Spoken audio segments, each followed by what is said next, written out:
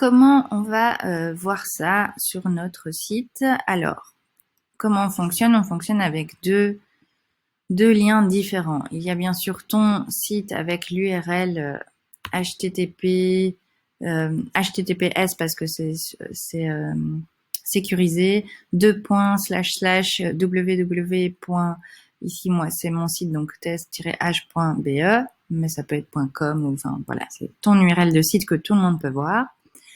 Et puis, une URL avec beta, stage, netlify.app, etc., avec le nom de ton site là-dedans.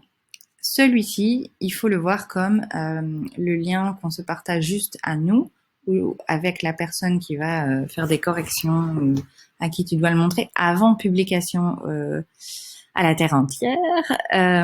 Donc ça, il faut le voir comme un site brouillon. Une fois que le site brouillon est bon, alors on publie sur le site en prod, qui est le site visible. Donc quand on parle du stage, c'est le site brouillon, et quand on parle du prod, le site en production, c'est le site visible à tous. Alors, comment on fait l'un ou l'autre? Quand tu as fait des modifications, mais que tu n'es pas encore sûr, tu veux voir ce que ça donne sans le montrer à tout le monde, tu dois être dans la partie Content, ici au-dessus. Aller dans la colonne de gauche et trouver les statuts Archived. On a créé une page spéciale pour publier sur le site Stage, donc le site brouillon.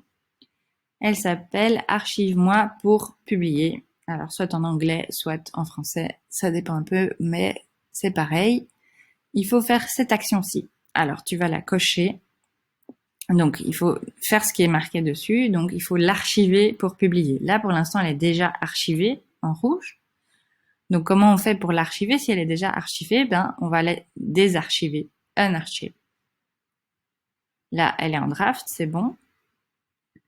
Je reclique et comme c'est dit là, je l'archive. Il faut surtout pas cliquer sur Publish, ça va rien faire du tout. La manipulation qui enclenche le truc, qui enclenche le build du site, c'est de cliquer maintenant sur Archiver. En fait, c'est donc une page qu'on va archiver. Donc, c'est la manipulation d'archiver une page qui va créer le build du site et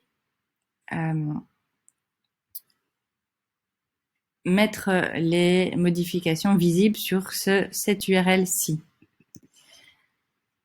Donc, ça peut mettre de quelques secondes à 1 minute ou 2, parfois 3. Alors, mon site à moi est très conséquent, chargé. Il y a beaucoup dessus, beaucoup d'images, beaucoup de pages. Donc, ça va mettre plus de temps à se construire qu'un autre qui aura moins de pages qu'une page ou pas beaucoup de photos.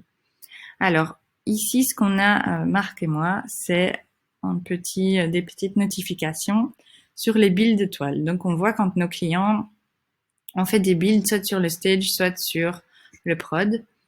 Et on voit avec la ligne verte ici, ou la ligne rouge, si le build a fonctionné ou pas.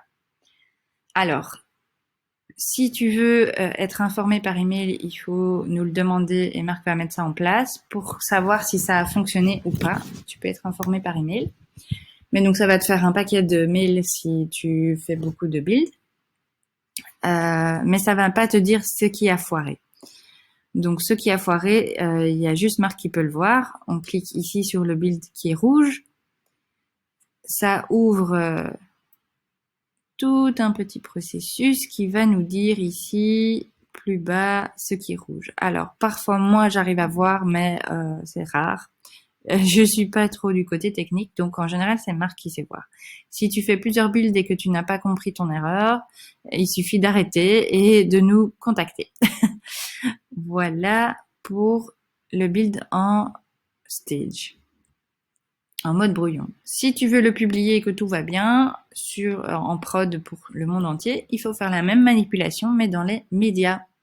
Donc tu vas dans les médias. Ici, tu vas chercher le archived et là, il y a une image qui s'appelle archive-moi et il faut faire simplement un archived et puis archived. Et là, tu attends un petit temps aussi et puis tu peux aller rafraîchir la page de ton site et normalement, toutes les modifications seront là.